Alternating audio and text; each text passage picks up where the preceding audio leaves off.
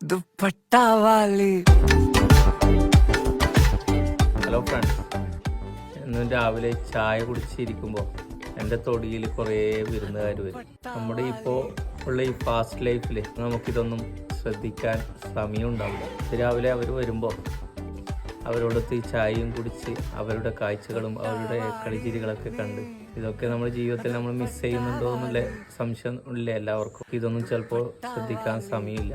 കിളികളും കാക്കകളും അങ്ങനെ ഒരുപാട് പക്ഷികളും ഒരാൾ ആ ചെടിയുടെ ഉള്ളിൽ ഇപ്പോൾ ഒരു കൂട് കൂട്ടുന്ന പണിയെടുക്കുന്നുണ്ട്. പിന്നെ രാവിലെ ചായ കുടിക്കുമ്പോൾ അവരുടെ വിഹിതത്തിന് വേണ്ടി ചില ആൾക്കാർ വരും.